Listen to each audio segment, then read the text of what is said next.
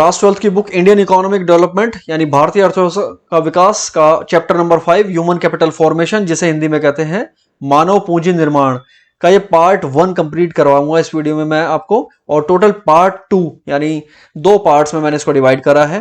Part 2 थोड़ा छोटा होगा इसके कंपैरिजन में, क्योंकि कुछ सिलेबस जो है इस चैप्टर का डिलीटेड है 2021 के एनुअल एग्जाम्स के लिए सीबीएसई द्वारा जो कराए जाएंगे, और वो जो डिलीटेड सिलेबस है वो मैंने इस वीडियो में और नेक्स्ट वीडियो में मैंने आपको इसमें प्रेजेंट नहीं किया है। तो दैट मीन्स कि जो प्रेजेंटेड है इस वीडियो में और नेक्स्ट वीडियो में वो सिलेबस का पार्ट है आपके 2021 के एग्जाम के लिए।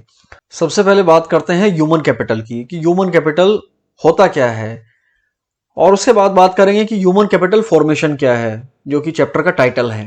ह्यूमन कैपिटल फॉर्मेशन को हम कैसे अचीव कर सकते हैं उसकी भी बात करेंगे। ह्यूमन कैपिटल बेसिकली क्या है, एक स्टॉक वेरिएबल है। आप पढ़ते हैं ना मैक्रो इकोनॉमिक्स में कि स्टॉक वेरिएबल होते हैं और फ्लो वेरिएबल्स होते हैं।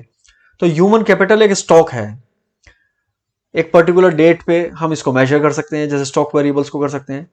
So it refers to stock of skill. किसका स्टॉक है ये? स्किल का, यानी कौशल, क्षमता, शिक्षा, एजुकेशन, नॉलेज और एक्सपर्टीज यानी विशेषज्ञता का भंडार, कि एक पर्टिकुलर डेट में किसी एक इकोनॉमी में इन सब चीजों का कितना स्टॉक है। अब ये फिजिकल फॉर्म में कहीं दिखाई तो देती नहीं है। स्किल्स को आप टेस्ट तो कर नहीं सकते, एजुकेशन को आप कहीं किसी मेजरिंग रोड से मेजर तो कर नहीं सकते, सिर्फ नंबर ऑफ क्लासेस को ही आप देख सकते हैं। तो बेसिकली क्या है कि ये ह्यूमन बींग्स में पोजेस की जाती हैं ये क्वालिटीज। तो ये क्या है? क्वालिटी है, ये स्टॉक ऑफ क्वालिटीज है जो कि ह्यूमन बींग्स पोजेस करते हैं, उनके भीतर होती है क्वालिटी। और ये फिजिकल कैपिटल से डिफरेंट है। फिजिकल कैपिटल वो भी एक स्टॉक होता है अपने आप में। फिजिकल कैपिटल में इंक्लूड होता है प्लांट, संयंत्र जिसे कहते हैं, मशीनरी, फैक्ट्री, बिल्डिंग्स, ये सारी चीज उसमें इंक्लूड होती है फिजिकल कैपिटल में। फिजिकल कैपिटल को यूज करने के लिए ह्यूमन कैपिटल की जरूरत होती है, कि मशीन्स जो है, बिल्डिंग जो है, उसको कौन यूज करेगा? उसको ह्यूमन बींग्स यूज करेंगे ना। और ह्यूमन बींग्स कैसे अच्छे ढंग से करेंगे? अगर वो एजुकेटेड है, अगर वो स्किल्ड है, उनके अंदर एबिलिटी है, उनको नॉलेज है उस मशीन को यूज करने की, फैक्ट्री में जो जितने भी टूल्स एंड इंस्ट्रूमेंट्स हैं उनको यूज करने की नॉलेज है, तो वो बेहतर यूज कर पाएंगे। तो ये बेसिकली ह्यूमन कैपिटल और फिजिकल कैपिटल के रिलेशंस को हम यहां पे समझने की कोशिश कर रहे हैं। तो फिजिकल कैपिटल क्या है? उसमें आप देखिए फिजिकल रिसोर्सेज से वो बनती है। तो फिजिकल रिसोर्स जैसे लैंड है, वाटर है, और उससे बन जाते हैं फिजिकल एसेट्स जैसे फैक्ट्रीज। जबकि ह्यूमन कैपिटल किससे बनती है? वो ह्यूमन रिसोर्सेज से बनती है। और ह्यूमन रिसोर्स होते हैं जैसे स्टूडेंट्स, फार्मर्स, और उनको अगर हम ट्रेन कर दें, उनको हम पढ़ा दें, तो वो बन सकते हैं doctors, engineers, teachers, pilot, professors, बहुत सारे, मतलब ये जो लोग हैं सभी एजुकेटेड होते हैं। अब डिफरेंशिएट कर लेते हैं फिजिकल कैपिटल और ह्यूमन कैपिटल को। हालांकि बहुत ईजी है यार। फिजिकल कैपिटल जो होती है उसको टच किया जा सकता है, स्पर्श योग्य होती है, वो फिजिकल फॉर्म में होती है। लेकिन ह्यूमन कैपिटल इंटेंजिबल होती है, यानी कि उसको टच नहीं किया जा सकता। Subscribe the channel and press the notification button. आप किसी की एजुकेशन को टच कर सकते हैं क्या? कोई पीएचडी करके आया है, कोई ग्रेजुएट है, आप उसकी बॉडी को टच करके बता सकते हैं कि इसने पीएचडी की होगी या इसने 12th की होगी या इसने ग्रेजुएशन की होगी? Not possible.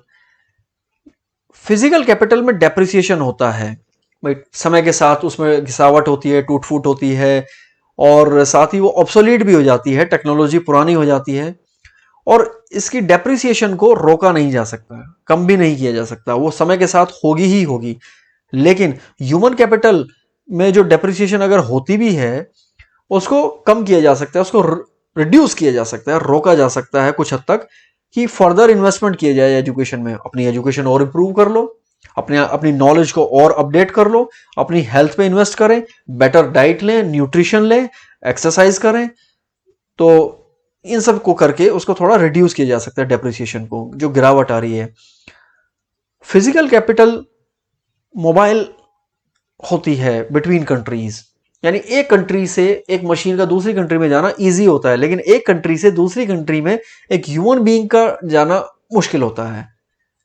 पासपोर्ट, वीजा और वहां की जो सिटीजनशिप, बहुत सारे इश्यूज होते हैं। आपको सोचिए कि अगर एक मशीन हमें यहां से ऑस्ट्रेलिया भेजनी है, उसको भेजना कठिन है, या फिर एक व्यक्ति को यहां से ऑस्ट्रेलिया में काम करने के लिए भेजना है, कितनी सारी परमिशंस की जरूरत होगी। तो ये इसकी मोबिलिटी जो है ह्यूमन कैपिटल की कम होती है। फिजिकल कैपिटल जो होती है वो अपने ओनर से उसको सेपरेट किया जा सकता है।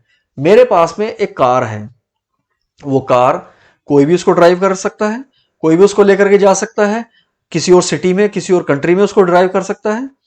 लेकिन अगर मेरे पास नॉलेज है, मैं कोई स्किल जानता हूं, उसको मुझसे सेपरेट नहीं किया जा सकता। कोई ऐसा नहीं कर सकता कि यार अपनी ग्रेजुएशन की नॉलेज मुझे दे दो, मैं लेके जा रहा हूं, मैं कहीं और यूज कर लूंगा। Not possible, absolutely not possible. चलिए, तो ह्यूमन कैपिटल के बारे में जानने के बाद अब हम बात करते हैं ह्यूमन कैपिटल फॉर्मेशन, यानी ह्यूमन कैपिटल को हम बढ़ा कैसे सकते हैं, कैसे उनको इंक्रीज कर सकते हैं। तो जैसे फिजिकल कैपिटल को कैसे बढ़ा सकते हैं, इन्वेस्टमेंट करके, निवेश करके हम फिजिकल कैपिटल को, भौतिक जो पूंजी है उसको बढ़ा सकते हैं। बिल्कुल वैसा ही इसके लिए भी है, ह्यूमन कैपिटल फॉर्मेशन के लिए भी इन्वेस्टमेंट पॉसिबल है। इन्वेस्टमेंट कैसा, एजुकेशन दो लोगों को, हेल्थ प्रोवाइड करो उनको, अच्छी सैनिटेशन प्रोवाइड करो, तो लोगों में आप एक तरीके का निवेश कर रहे हैं। तो human capital formation means the development of abilities and skills among the population of the country, यानी लोगों की योग्यता और कौशल को जब बढ़ाया जाता है वो ह्यूमन कैपिटल फॉर्मेशन कहलाता है। और कैसे बढ़ाया जाता है, it is the process of acquiring and increasing number of persons who have the skills and education and experience. ऐसे लोगों की संख्या बढ़ानी है। अब इंडिया की पॉपुलेशन 135 करोड़ है, उन 135 करोड़ को हम बेहतर एजुकेशन प्रोवाइड कर दें। अगर वो प्राइमरी एजुकेशन लिए बैठे थे, उनको हम सेकेंडरी एजुकेशन दे दें, या फिर सेकेंडरी एजुकेशन लिए बैठे थे तो उनको हम ग्रेजुएशन तक का पढ़ा दें, तो वो भी एक कैपिटल फॉर्मेशन हो रहा है। या फिर बेटर हेल्थ फैसिलिटीज दे दें। It is associated with investment in man and his development as creative and productive resources. तो मैन जो है, ह्यूमन बींग्स जो है, या मैन में विमेन भी इंक्लूडेड है, मैं आपको बता दूं, थर्ड जेंडर भी इंक्लूडेड है। बेसिकली हम ह्यूमन बींग्स की बात कर रहे हैं, तो उनकी क्रिएटिविटी, उनकी प्रोडक्टिविटी, यानी उनकी उत्पादक क्षमता को बढ़ा देना, वही ह्यूमन कैपिटल फॉर्मेशन कहलाता है।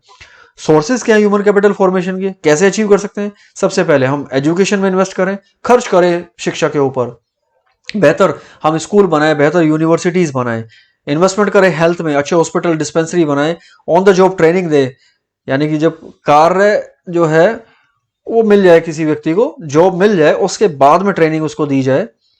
माइग्रेशन के थ्रू भी हो सकता है कि व्यक्ति गांव से शहर में या अपने देश से दूसरे देश में चला जाए। और इसके अलावा एक्सपेंडिचर ऑन इंफॉर्मेशन, इंफॉर्मेशन अपने आप में बहुत पावरफुल टूल है। जिसके पास सूचना होती है वो बेहतर निर्णय ले सकता है। वो एक जगह से दूसरी जगह उसको कब जाना है, माइग्रेशन करनी है, एक जॉब से दूसरी जॉब उसे कब सर्च करनी है, कहाँ उसे बेहतर एजुकेशन मिल सकती है, हेल्थ फैसिलिटी मिल सकती है, सारे निर्णय वो सुगमता से कर लेता है व्यक्ति। अब बात करते हैं सबसे पहले इन्वेस्टमेंट इन एजुकेशन की। ये कैसे सोर्स है ह्यूमन कैपिटल फॉर्मेशन का। एजुकेशन में जो इन्वेस्टमेंट है वो बिल्कुल ऐसा है जैसे कैपिटल गुड्स में इन्वेस्टमेंट करते हैं। ये भी फ्यूचर में इनकम को बढ़ाता है। जितना ज्यादा कोई व्यक्ति पढ़ लेता है, उसके कौशल का विकास हो जाता है, उतनी ही पॉसिबिलिटी ज्यादा हो जाती है कि भविष्य में उसकी आय ज्यादा होगी। तो एक कारण हो गया। लेबर स्किल जो होती है किसी भी एक एजुकेटेड पर्सन की, वो अनएजुकेटेड पर्सन से ज्यादा होती हैं। ये इकोनॉमिक ग्रोथ को फैसिलिटेट करता है। अगर इन्वेस्टमेंट करें एजुकेशन में तो फ्यूचर में इकोनॉमिक ग्रोथ की पॉसिबिलिटीज बढ़ जाती हैं, क्योंकि जैसा कि कहा गया है कि इनकम जो है अर्न करने की पॉसिबिलिटी ज्यादा होती है एक एजुकेटेड पर्सन की, तो नेचुरली वो इकोनॉमिक ग्रोथ होगी उससे। सोशल स्टैंडिंग जो है वो बढ़ जाती है, समाज में अपना कद जो है वो बढ़ जाता है, गौरव प्रदान करता है। जब आप पढ़े लिखे होते हैं, आपका बोलने का ढंग भी बदल जाता है, आपको पता है कि समाज में आपकी अहमियत है उसके कारण से। enables one to make better choices in life। पढ़े लिखे हैं तो आपको इंफॉर्मेशन सर्च करना आता है, आपके पास इंफॉर्मेशन है तो आप जानते हैं कि आपके पास क्या क्या विकल्प हैं और आप उनमें सबसे बेहतर निर्णय लेने की स्थिति में होते हैं। उसके अलावा सोशल आउटलुक जो है वो मॉडर्नाइज हो जाता है। समाज के बारे में हमारी जो राय है, समाज में जो घटनाएं घट रही हैं, वो हमारी राय संकीर्ण नहीं रहती है, बहुत हम लिबरल हो जाते हैं, हमारी उदार एक सोच बनने लगती है शिक्षा के कारण। अब बात करते हैं कि एजुकेशन और इकोनॉमिक ग्रोथ में क्या रिलेशनशिप है, किस तरीके से एजुकेशन इकोनॉमिक ग्रोथ का एक रीजन होती है। एजुकेशन कंट्रीब्यूट करती है ग्रोथ में, बिकॉज पहली बात, generally an educated person generates more income. अभी मैंने आपको ये एक्सप्लेन किया कि एक जो एजुकेटेड पर्सन होता है आमतौर पे वो एक अनपढ़ व्यक्ति से या लेस एजुकेटेड पर्सन से ज्यादा अर्न करता है आमतौर पे। ऐसा नहीं है हमेशा, कई बार होता है कि कोई ना पढ़ा हुआ व्यक्ति भी बहुत इनकम अर्न कर रहा हो, कोई उसका ऐसा बाई चांस उससे नहीं, उसका कोई बिजनेस चल रहा हो या उसकी किस्मत खुल गई हो, कोई उसने काम किया और वो बहुत अच्छा चल जाए। It stimulates innovation. अगर कोई एजुकेटेड है तो वो नए आविष्कार कर पाता है, नए तरीके, नए नए गुड्स एंड सर्विसेज को बनाने के वो खोज पाता है और नई टेक्नोलॉजी को अडॉप्ट करने में हेल्प करता है। तो इनोवेशन से नई टेक्नोलॉजी आती है और नई टेक्नोलॉजी को अडॉप्ट करने की एबिलिटी भी एजुकेशन से ही आती है। तो ये सारे रीजन है जिसकी वजह से एजुकेशन जो है बेसिकली इकोनॉमिक ग्रोथ को प्रमोट करती है।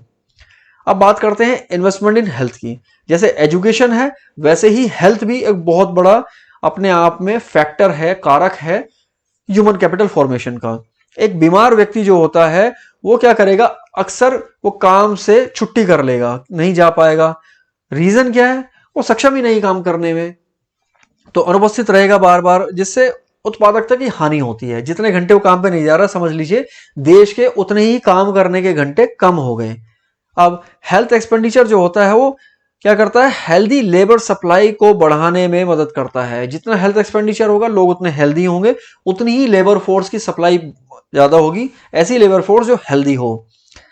हेल्थ एक्सपेंडिचर में शामिल है प्रिवेंटिव मेडिसिन, यानी वो दवाइयां, वो प्रतिषेधी आयुर्विज्ञान, जैसे टीकाकरण, वैक्सीन जो लगाते हैं। अब जैसे आज की डेट में आप देख रहे हैं कि कोरोना की वैक्सीन लगाई जा रही है, तो ये खर्च है ना हेल्थ पे, ये हेल्थ एक्सपेंडिचर ही तो हो गया। तो ये क्यों लगाई जा रही है, ताकि भविष्य में कोरोना की बीमारी ना हो। क्यूरेटिव मेडिसिन, जब ऑलरेडी कोई बीमारी होगी जैसे कोरोना, जिन लोगों को हो गया उनका भी ट्रीटमेंट गवर्नमेंट ने किया, तो चिकित्सीय आयुर्विज्ञान वो इसमें शामिल है, उस पर भी खर्च होता है। और तीसरा है सोशल मेडिसिन, कि सरकार क्या करती है, कैंपेन चलाती है लोगों को अवेयर करने के लिए, जागरूक करने के लिए, उसे सामाजिक आयुर्विज्ञान कहते हैं। जैसे कोरोना को लेकर के कितनी कैंपेन चलाई जाती है कि आप इन नियमों को पालन करें, आप 2 गज की दूरी रखें, मास्क लगाएं, हाथ धोते रहें। तो ये बेसिकली क्या है, ये सोशल मेडिसिन कहलाते हैं कि सरकार जो है बीमार होने से रोक रही है लोगों को, दवाई उनको लगाए बिना, उनको वैक्सीन लगाए बिना, तो उनको मोटिवेट कर रही है कि वो नियमों का पालन करें। उसके अलावा क्लीन ड्रिंकिंग वाटर सप्लाई करना, लोगों को सैनिटेशन यानी स्वच्छता की सुविधाएं प्रदान करना, और न्यूनतम एक पोषण का स्तर प्रदान करना, ये सारे तरीके हैं जिसके थ्रू हम ह्यूमन कैपिटल फॉर्मेशन कर सकते हैं। और ये एक्सपेंडिचर हेल्थ की कैटेगरी में आता है बेसिकली। तीसरा है ऑन द जॉब ट्रेनिंग का, कि कार्य के दौरान प्रशिक्षण प्रदान करना। 2 तरीके से हो सकता है कि या तो जहां जॉब लगी है वहीं पे ही जो पहले से लोग काम कर रहे हैं, जो एक्सपर्ट हैं, जो ट्रेंड हैं, उनके सुपरविजन में नए लोगों को लगा दिया जाए, उनकी देखरेख में काम करें, कुछ कुछ उनको देख के सीखें, कुछ कुछ वो गाइड करते चले जाएंगे। और दूसरा तरीका होता है ऑफ कैंपस ट्रेनिंग। मान लीजिए किसी कंपनी ने अपॉइंटमेंट किया, तो एक तरीका था कि वो अपनी ही फैक्ट्री में लोगों को ट्रेनिंग दे, दूसरा तरीका यह है कि वो किसी ट्रेनिंग इंस्टीट्यूट में अपने लोगों को भेज दे और उस इंस्टीट्यूट को कहे कि आप इनको ये ट्रेनिंग, ये स्किल प्रोवाइड करके तब हमारे पास वापस भेज दें। इससे फायदा क्या होता है कि स्किल और एफिशिएंसी इंप्रूव हो जाती है वर्कर्स की, और वो बेहतर उनके अंदर प्रोडक्टिविटी आ जाती है, तो ज्यादा प्रोडक्शन करेंगे उतने ही टाइम में। और जो रिटर्न्स हैं एक्सपेंडिचर से जो मिलने वाले हैं वो ज्यादा होते हैं, इतना कॉस्ट नहीं होती, इतना खर्च नहीं होता ट्रेनिंग पे, जितना कि उससे बाद में फ्यूचर में कंपनी को बेनिफिट मिलता है। फोर्थ जो है वो है माइग्रेशन। तो माइग्रेशन के रीजन क्या होते हैं, टेक्निकली क्वालिफाइड जो लोग होते हैं वो बेटर सैलरी के लिए कर लेते हैं माइग्रेशन, और जो अनएम्प्लॉयड होते हैं वो जॉब के लिए कर लेते हैं। जैसे रूरल एरिया से अर्बन एरिया में लोग आ जाते हैं माइग्रेट करके। माइग्रेशन की जो कॉस्ट होती है मैंने आपको बताया, ट्रांसपोर्ट कॉस्ट हो सकती है या फिर वहां पे एकोमोडेशन कॉस्ट हो सकती है, और साइकिक कॉस्ट होती है कि नए एक वातावरण में आपको क्या करना है, वहां पे एडजस्ट करना है अपने आप को कहीं। तो कॉस्ट जो है वो बेसिकली उसके जो बेनिफिट्स है माइग्रेशन के उससे कम ही होती है, इसीलिए लोग माइग्रेट करते हैं। लास्ट है एक्सपेंडिचर ऑन इंफॉर्मेशन। सूचना पर हुआ है कि इंफॉर्मेशन कलेक्ट करनी है। क्यों? क्योंकि अगर आपके पास इंफॉर्मेशन है, इंफॉर्मेशन कलेक्ट करके आपके, क्योंकि अगर आपके पास इंफॉर्मेशन है तो आप बेहतर निर्णय ले पाते हैं, और न सिर्फ खुद डिसीजन अच्छे ले पाते हैं बल्कि आपके आसपास जो लोग हैं उनको भी आप गाइड कर देते हैं। और देखो, कभी भी आप अपनी क्लास का एग्जांपल लो, अभी क्लास में जो भी स्टूडेंट जिसके पास ज्यादा इंफॉर्मेशन होती है तो सब उसके आसपास रहते हैं कि उससे कुछ पूछ लेंगे, उससे मदद ले लेंगे, और उसकी बड़ी रेपुटेशन होती है क्लास में। तो ऐसा सोसाइटी में भी होता है, जिसके पास इंफॉर्मेशन ज्यादा है उसकी रेपुटेशन भी सोसाइटी में ज्यादा होती है, लोग तवज्जो देते हैं उसको। तो लोग क्या करते हैं, इंफॉर्मेशन एक्वायर करने पे खर्च करते हैं। कि किस तरह से उनको इंफॉर्मेशन चाहिए, कि सैलरी जो है वो अलग अलग जॉब्स में कितनी कितनी सैलरी मिल रही है, एजुकेशनल इंस्टीट्यूट जो है कंट्री में वो कौन कौन से कहाँ हैं, कितना कितना उनमें फीस है, क्या क्या वो कोर्सेज कराते हैं, किस कोर्स को करने के बाद में बेहतर नौकरी मिलने की संभावना है, ये सारी इंफॉर्मेशन आप कलेक्ट करना चाहते हैं, इनके बेसिस पे डिसीजन लेते हैं। इससे फायदा क्या होता है, डिसीजन मेकिंग जो है वो आसान हो जाती है और आपके जो डिसीजंस हैं वो ज़्यादा वैलिड होते हैं, ज़्यादा एक्यूरेट होते हैं। फ्यूचर में आपको मतलब उस पर खुशी होती है कि आपने एक अच्छा निर्णय लिया था। तो ये सारे मेथड्स हैं ह्यूमन कैपिटल फॉर्मेशन के। अब बात कर लेते हैं ह्यूमन कैपिटल और इकोनॉमिक ग्रोथ में क्या रिलेशनशिप है। पहले मैंने आपको बताया था कि एजुकेशन जो है वो कैसे इकोनॉमिक ग्रोथ को प्रमोट करती है। अब मैं बात करूं ह्यूमन कैपिटल की और इकोनॉमिक ग्रोथ की रिलेशनशिप की, कि कैसे ये एक दूसरे को प्रभावित करते हैं। हम बेसिकली जो रिलेशन है ना उसको टू वे रिलेशन कहते हैं, कि ये रिलेशन जो है आइदर डायरेक्शन में, यानी ह्यूमन कैपिटल फॉर्मेशन जो है वो इकोनॉमिक ग्रोथ को बढ़ाती है और इकोनॉमिक ग्रोथ जो है वो ह्यूमन कैपिटल फॉर्मेशन को बढ़ाती है। हालांकि थोड़ा मुश्किल है इनको क्योंकि हम मेजर नहीं कर पाते। ह्यूमन कैपिटल को कैसे मेजर करेंगे, ईयर्स ऑफ स्कूलिंग, कितने साल की पढ़ाई करी है, ऐसे करके, या और कोई फैक्टर के थ्रू हम कर सकते हैं। इकोनॉमिक ग्रोथ को मेजर करने के तो तरीके हैं हमारे पास में, कि जीडीपी कितना इंक्रीज हुआ है। Subscribe the channel and press the notification button. इस तरीके से हम उसको मेजर कर सकते हैं, लेकिन दोनों को मेजर करके कंपेयर करना थोड़ा मुश्किल होता है। तो मेजरमेंट प्रॉब्लम्स की वजह से इसको प्रूव करना कि हाँ ये इसको अफेक्ट कर रहा है और वो उसको अफेक्ट कर रहा है, थोड़ा सा डिफिकल्ट होता है। हालांकि हायर इनकम जो होती है उसकी वजह से ह्यूमन कैपिटल फॉर्मेशन होती है, और ह्यूमन कैपिटल फॉर्मेशन अगर ऑलरेडी है, यानी ह्यूमन कैपिटल अगर ज्यादा है तो इनकम भी ज्यादा होगी। थोड़ा और इसी पे हम कुछ पॉइंट्स और सीख लेते हैं इसके बारे में, कि कंट्रीब्यूशन जो होता है एजुकेटेड पर्सन का वो इकोनॉमिक ग्रोथ में होता है अनएजुकेटेड पर्सन से ज्यादा। उसका रीजन क्या है भाई, बेटर स्किल्स है उसके पास में, उसकी जॉब मिलने की संभावनाएं ज्यादा होती हैं, जॉब अगर मिल भी जाती है उतने ही घंटे में ज्यादा गुड्स एंड सर्विसेज का प्रोडक्शन कर सकता है, मशीन्स को ऑपरेट करना वो जानता है।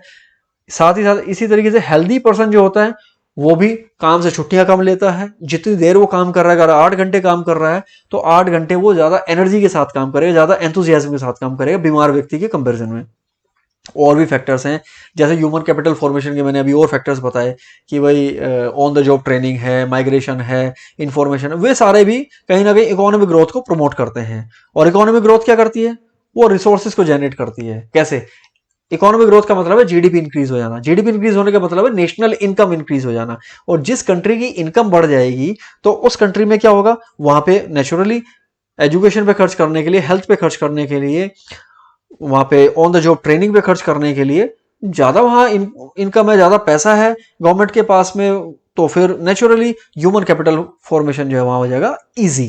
तो इस वीडियो में इतना ही, कुछ और टॉपिक्स इसके पेंडिंग हैं इस चैप्टर के, वो मैं आपको सेकंड पार्ट में प्रोवाइड करूंगा, बहुत ही जल्दी आपको मिलने वाला है। Thank you so much for watching this video, bye bye and take care.